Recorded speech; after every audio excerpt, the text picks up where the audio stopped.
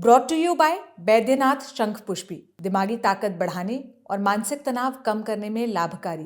फिल्मों में कई बार हम ऐसे सीन्स देखते हैं जिसमें एक बड़े से कमरे में घुप अंधेरा होता है, दीवार पर लगी होती हैं बड़ी बड़ी कंप्यूटर स्क्रीन्स और मास्क पहने व्यक्ति कुछ ही मिनटों में बड़े से बड़े ऑर्गेनाइजेशन के कंप्यूटर्स और वेबसाइट्स को आसानी से हैक कर लेता है।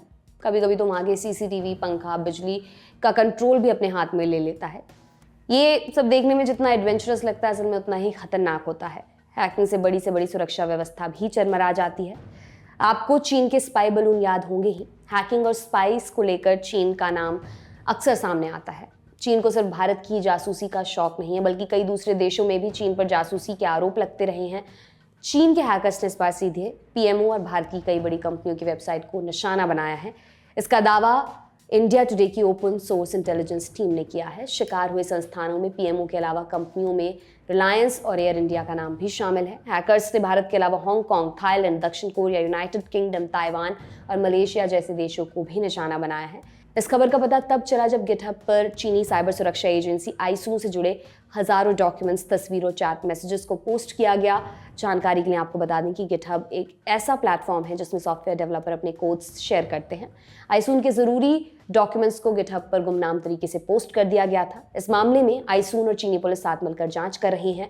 न्यूज एजेंसी एसोसिएटेड प्रेस ने आईसून के 2 कर्मचारियों से संपर्क किया। कर्मचारियों ने बताया कि 21 फरवरी को लीक फाइल के संबंध में कंपनी ने एक बैठक की थी और आश्वासन दिया गया था कि हैक्स से कंपनी के काम पर कोई खास असर नहीं पड़ा है।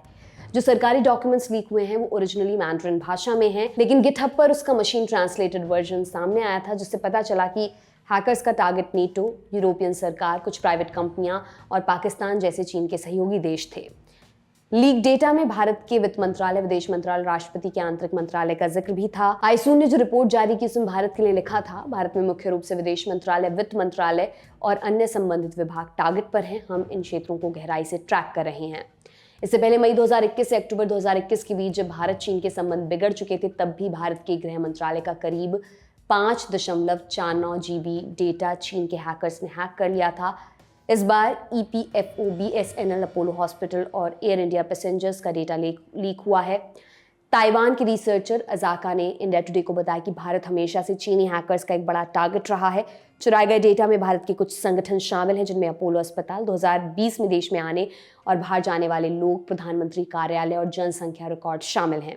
जो लीक डेटा सामने आया है उससे पता चला कि चीन का सदाबहार मित्र पाकिस्तान भी इस बार हैकर्स के निशाने पर रहा। मई 2021 से जनवरी 2022 के बीच पाकिस्तान के एंटी टेररिज्म सेंटर से भी डेटा की चोरी हुई थी। साथ ही पाकिस्तान के विदेश मंत्रालय और दूरसंचार कंपनी जोंग की भी जासूसी की गई थी। नेपाल टेलीकॉम, मंगोलिया की संसद और पुलिस विभाग, एक फ्रांसीसी विश्वविद्यालय और कजाकिस्तान के पेंशन प्रबंधन से भी भारी मात्रा में डेटा चुराया गया। आप क्या सोचते हैं? क्या सच में चीन हैकर्स का एक कारनामा चीन सरकार की नाक के नीचे से हुआ है या फिर उन्हें इसमें सरकार का भी साथ मिला है? अपनी राय हमें कमेंट बॉक्स में ज़रूर बताएं। आपके लिए तमाम जानकारी जुटाई थी हमारी साथी विभावरी ने। मेरा नाम दिव्यांशी सुमराव है। देश और दुनिया की दूसरी बड़ी खबरों के लिए बने रहिए दी लंदन टॉप के साथ। बहुत बहुत शुक्रिया।